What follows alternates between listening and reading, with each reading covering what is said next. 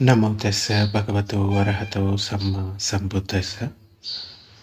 ఈరోజు మనం జాతక కథల్లోని అనను శోచియ జాతకం గురించి చెప్పుకుందాం.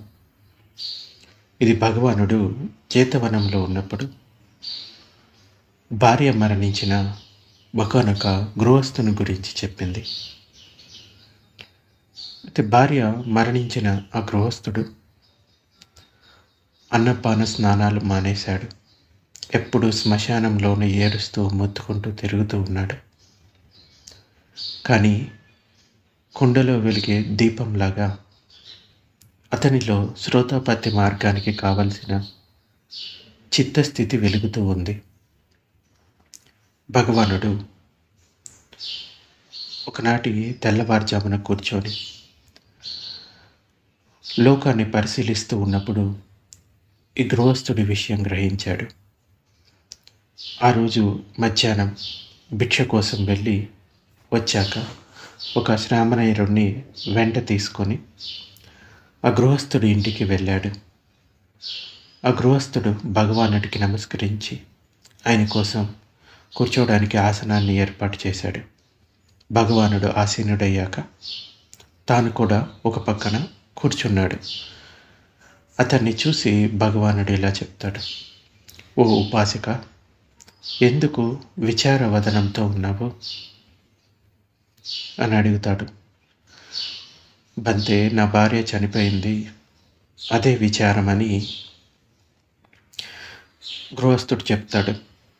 భగవానుడు అప్పుడు ఇలా చెప్తాడు, ఉపాసక, బిజ్జన దమ్మం నామ బిజ్జతి, అంటే ఏ ధర్మాలు విడిపోతాయో అవి విడిపోక తప్పదు. కాబట్టి అలాంటి వాటి కోసం చింతించడం తగదు.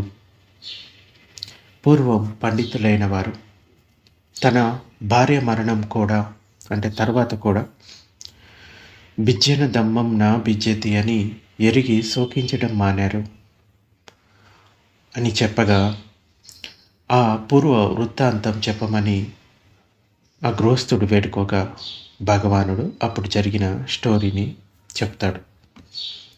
పూర్వం వారణాసిని బ్రహ్మదత్తుడు పాలించే రోజుల్లో బోధిసత్వుడు ఒక బ్రాహ్మణ కుటుంబంలో పుట్టాడు.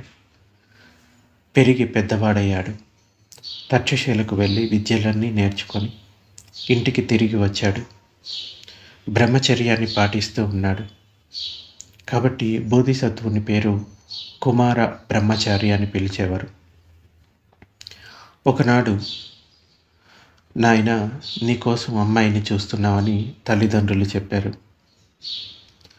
గృహస్థ జీవితం వ్యర్థం, మీ తదనంతరం నేను ప్రవజ్ఞ తీసుకుంటాను అని బోధిసత్వుడు చెప్పాడు తల్లిదండ్రులతోటి. కానీ వారు ఒప్పుకోలేదు. గృహస్థుని కమ్మని బలవంతం పెట్టారు. అంటే పెళ్లి చేసుకొని పిల్ల పాపలతో ఉండమని. దానితో అతను ఒక బొమ్మను గీసి, ఇటువంటి అమ్మాయి కనుక దొరికితే నేను తప్పక వివాహం ఆడతాను అని ఒక బొమ్మను గీసి ఇస్తాడనమాట.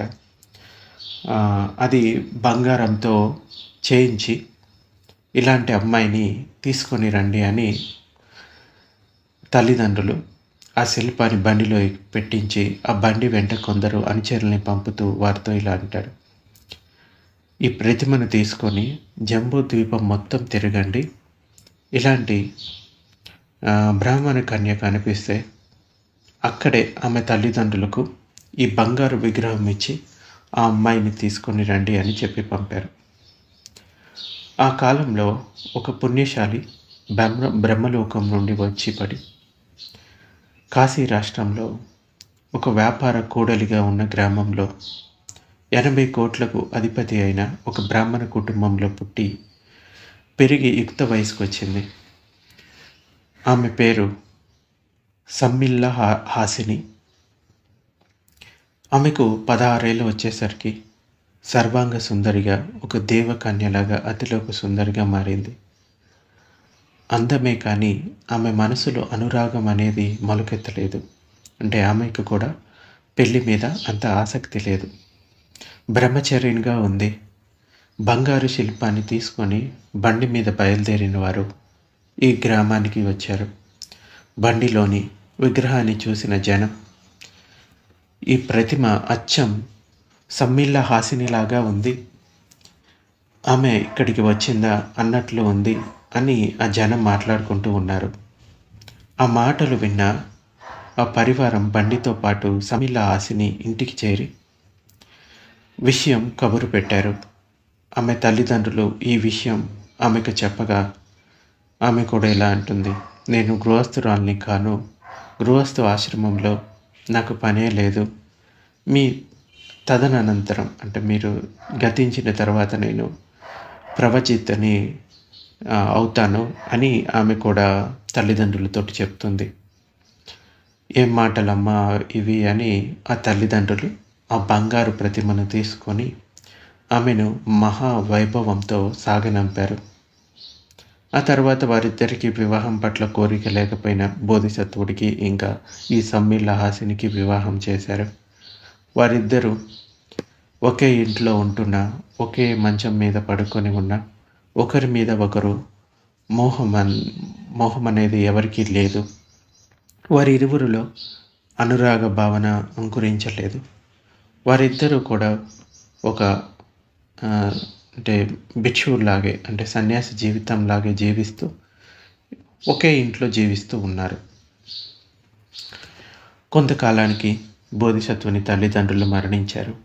అప్పుడు బోధిసత్వుడు తన భార్యని పిలిచి ఇలా చెప్తాడు, భద్రే, మా 80 కోట్ల ధనాన్ని, మీ 80 కోట్ల ధనాన్ని నీవే తీసుకో, ఈ పరివారాన్ని నీవే పాలించు, నేను ప్రవచిస్తాను అని చెప్తాడు భార్యతోటి. అప్పుడు భార్య ఇలా అంటుంది, ఆర్యపుత్ర, మీరు ప్రవచించిన వెంటనే నేను ప్రవచిస్తాను, నేను మిమ్మల్ని వదిలిపెట్టలేను అంది ఆమె. అప్పుడు వారిద్దరూ ఆ ధనాన్నంతా దానం చేశారు. సంపదలన్నీ ఎంగిలిలా వదిలిపెట్టేశారు. హిమాలయాలకు వెళ్ళారు, ప్రవచించారు. ఎంతో కాలం ఫలాలు దుంపలు తింటూ అక్కడే కాలం గడిపారు. ఉప్పు చింతపండు కోసం ఒకనాడు హిమాలయాలు దిగి వచ్చారు. వారు తిరుగుతూ వారణాసికి చేరారు. అక్కడ రాజ ఉద్యానవనంలో ఉంటున్నారు. అక్కడ ఉంటూ ఉన్నప్పుడు సరైన ఆహారం లేక ఆమెకు రక్తహీన రోగం పట్టుకుందన్నమాట. ఎవరికి? బోధిసత్వుడి భార్యకి. తగిన ఔషధం లభించకపోవడం వలన మరింత బలహీనపడింది. బోధిసత్వుడు భిక్షాటనకు పోయేటప్పుడు ఆమెను తీసుకొని పోకుండా నగర ద్వారం దగ్గర ఉన్న ఒక సత్రంలో బల్ల మీద పడుకోబెట్టి తానే వెళ్ళేవాడు.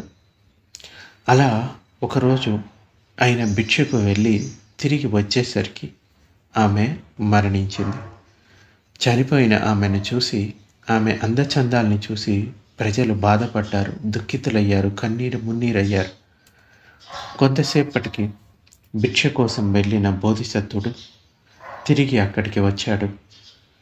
మరణించిన ఆమెను చూసి ఇలా అన్నాడు, విడిపోయేవన్నీ కూడా విడిపోయాయే, ఈ సంస్కారాలన్నీ కూడా అనిత్యమే అని అనుకున్నాడు. ఆమె పడుకొని ఉన్న బల్ల మీద ఒక పక్క కూర్చొని భిక్షను స్వీకరించాడు. చేతులు శుభ్రం చేసుకొని వచ్చి అక్కడే కూర్చున్నాడు. అప్పుడు అక్కడున్న జనం ఇలా అంటాడు, బంతే, ఈమె మీకేం కావాలి అని అడుగుతారు, అంటే మీకేమవుతుంది అని. నేను గృహస్థుడిగా ఉన్నప్పుడు ఈమె నా భార్య అని బోధిసత్వుడు చెప్తాడు. అప్పుడు వారు ఇలా అంటారు, బంతే, ఈమె చావుని చూసి మేము భరించలేక ఏడుస్తున్నాము, కానీ మీరెందుకు దుఃఖపడటం లేదు అని అడిగారు. అప్పుడు ఈమె జీవించి ఉన్నప్పుడు నాతో కొద్దిగా కలిసి ఉండేది, ఇప్పుడు పరలోకం చేరింది, గతించింది, చనిపోయింది, వేరే లోకానికి వెళ్ళిపోయింది. ఇక ఈమెతో నాకేమీ సంబంధం, మరో లోకానికి చేరిన ఆమె కోసం దుఃఖించడం ఎందుకు అని బోధిసత్వుడు అక్కడున్న ప్రజలకి ధర్మోపదేశం చేయడం మొదలుపెట్టాడు. విఘ్నులైన తన వారి చెంతకు చేరింది ఈ సమ్మిల్లహాసిని. విచారపడటం ఎందుకు? ఇంకా ఆమెతో నాకేమి పని? ఇక్కడ లేని ఆమె కోసం దుఃఖించడం ఎందుకు? అంతటా చావు చుట్టుముట్టి ఉండగా మానవుడు శోకించడం ఎందుకు? కూర్చున్నా, కునుకు తీస్తున్నా, నడుస్తున్నా నిమిషం కూడా ఆగదు. తరిగిపోయే వయస్సు క్షణకాలంలో కూడా క్షయం కాకుండా మానదు. చావు విషయంలో వస్తుందా రాదా అనే అనుమానమే వద్దు. కాబట్టి చనిపోయిన వారి గురించి శోకింపతగదు. అంటే మనం పుట్టినప్పటి నుంచి కూడా ఎటువైపు వెళ్తూ ఉన్నాం? మరణం వైపు. మరణం రాని వారంటూ ఎవ్వరూ లేదు. ప్రతి ఒక్కళ్ళు ఏదో ఒకరోజు మరణించడం తప్పదన్నమాట. సో ఈ విషయాన్ని అక్కడ వారికి బోధించాడు. ఆమె కలిసి ఉన్నప్పుడు కూడా నాతోటి కొంతకాలమే ఉంది. ఇప్పుడు ఆమె గతించింది. సో వేరే లోకానికి వెళ్ళిన వారి గురించి చింతించడం వలన ఇంకా దుఃఖం వృద్ధి అవుతూనే ఉంటుంది అని బోధిసత్వుడు చెప్తాడు. మరణించే సమయంలో ఈ మనిషి నా వెంట రాడు అని విచారించడం అవివేకం. ఎందుకంటే మృత్యువు ఎల్లప్పుడూ కూడా తోడుగానే ఉంటుంది.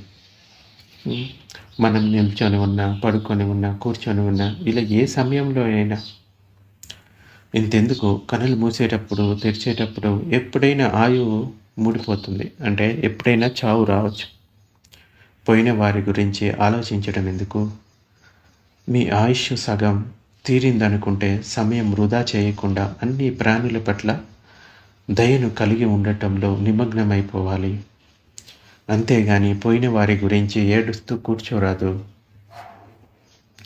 ఇలా బోధిసత్వుడు వారందరికీ కూడా ధర్మోపదేశాన్ని చేసి అనిశ్చత గురించి వివరించి, అనిశ్చత అంటే ఇక్కడ ఎవరు పర్మనెంట్గా ఉండరు. ఏదో ఒకరోజు అందరం చనిపోవాల్సిందే. నిత్యంగా ఉండేది ఏది లేదు, అన్నీ అనిత్యమే. ఈ అనిశ్చతను మనం అర్థం చేసుకోవాలి. అది వస్తువులైన అనిత్యమే, వ్యక్తులైన అనిత్యమే.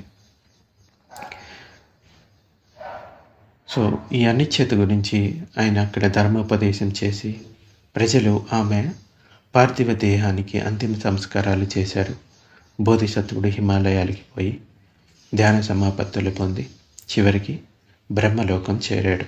చనిపోయిన తర్వాత భగవానుడు ధర్మోపదేశం చేయగానే సత్యాన్ని తెలుసుకున్న ఆ గృహస్థునికి శ్రోతాపత్తి ఫలం దక్కింది. భగవానుడు 2 కథల్ని సరిపోల్చి జాతక సారాంశాన్ని వెలువరిచాడు. ఆనాటి సమ్మిల్లహాసిని ఈనాటి రాహులమాత అంటే యశోధర. అప్పటి తాపసుని నేనే అని భగవానుడు చెప్తాడు. ఇది ఈరోజు ప్రవచనం.